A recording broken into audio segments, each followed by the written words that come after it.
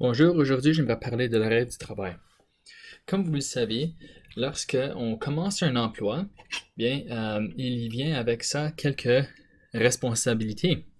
Et comme ça, des responsabilités qui sont données à les employés, c'est d'être à l'heure et de quitter au moment où leur travail est fini.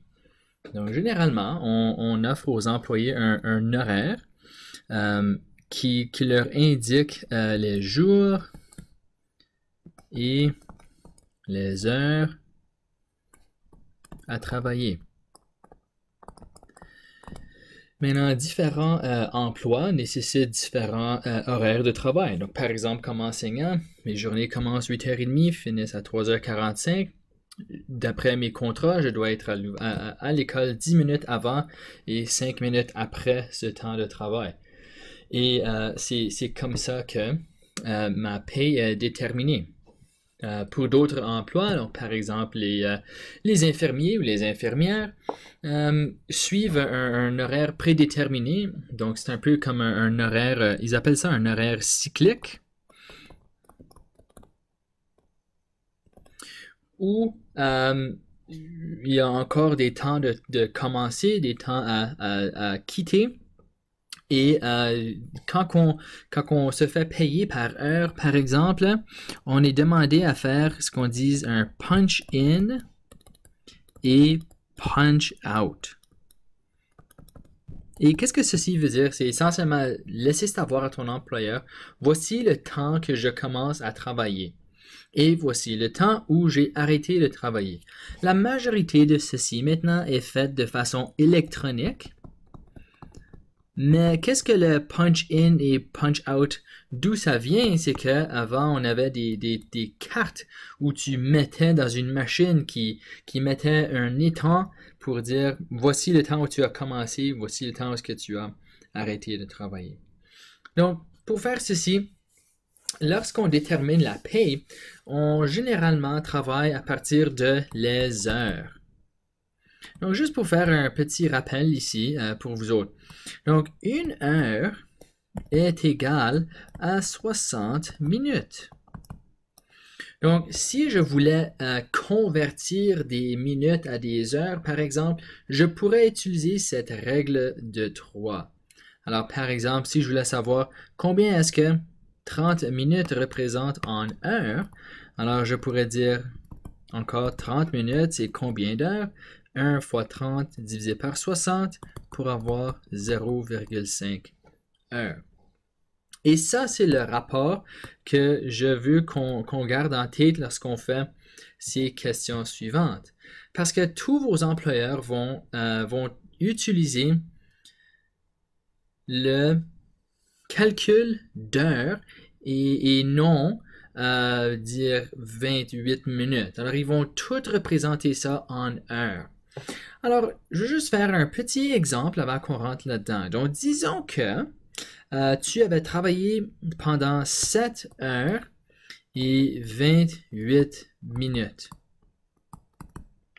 Puis, on veut savoir combien d'heures est-ce que tout ceci représente. Bien, je sais que 7 heures, c'est 7. C'est le 28 minutes que je dois convertir en heures. Alors, qu'est-ce que je vais faire avec ça? C'est je vais prendre mon rapport de 1 heure qui est égal à 60 minutes, puis je vais dire combien d'heures sont 28 minutes.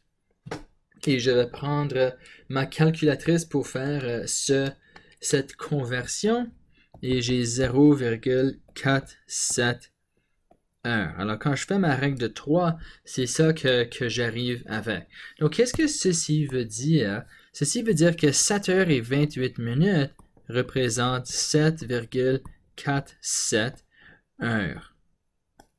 Et ceci est important parce que sur vos fiches de paye, your paychecks, c'est ceci que vous allez voir et non 7 heures et 28 minutes.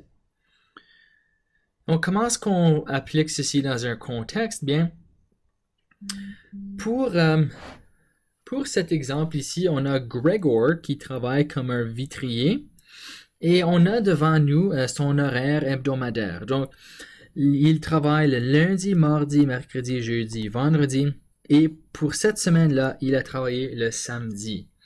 Donc, afin d'effectuer de répondre à ma question, combien d'heures a-t-il travaillé par jour cette semaine?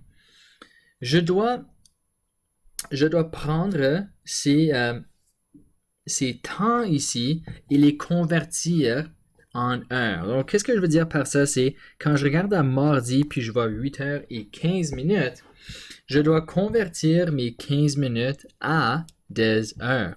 Et si vous n'avez pas encore su, mais 15 minutes pour cours, il y a des points de repère qu'on peut utiliser. 15 minutes est égal à 0.25 heures. A quarter of an hour. C'est ça, c'est de là où vient ce terme. 30 minutes, c'est 0.5 et 45 minutes, c'est 0.75, 3/4 of an hour. Donc, je vais utiliser ces valeurs ici pour faire mes conversions dans mon tableau. Donc, 15 minutes, comme j'ai dit, c'est 0.25. Donc, si j'ajoute 8 heures à ça, ça représente 8.25 heures. Et je vais faire la même chose pour tous les autres temps qui n'ont pas des nombres entiers. Alors, 8.5 heures parce que j'ai 30 minutes. Ici aussi. Alors là, j'ai 18,5 heures. Ici, j'ai 16,25 heures. Et j'ai 15,5 heures. Donc, pour calculer combien d'heures il a travaillé à chaque jour, je vais prendre lundi. Qu'est-ce que je vais prendre? C'est son heure de départ moins son heure d'arrivée pour me donner le nombre total d'heures qu'il a travaillé.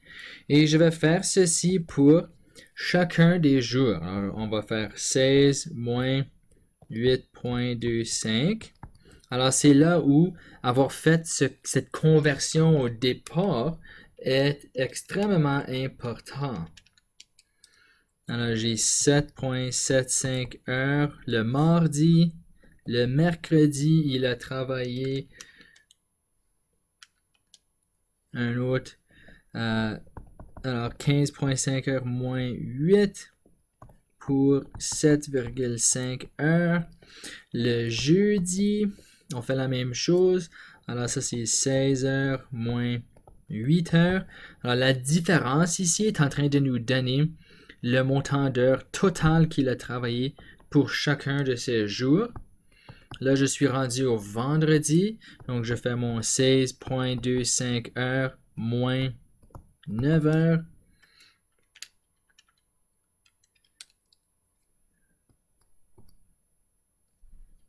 « 7.25 » et finalement le samedi où il a travaillé de 8h30 le matin jusqu'à 6h30 le soir pour un total de 10 heures.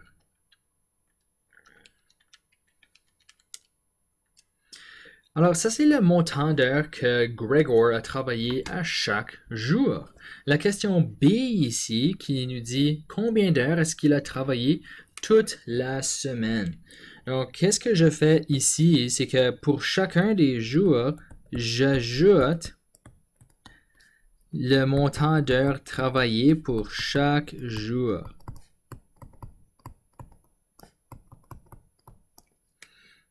Et la somme de toutes ces heures de travail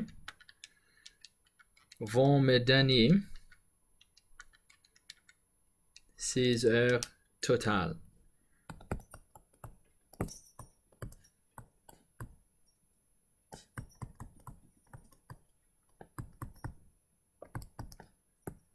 Donc, Gregor, pour cette semaine-là, a travaillé 48,5 heures. Donc ça veut dire qu'il va se faire payer pour ces 48,5 heures qu'il a travaillé.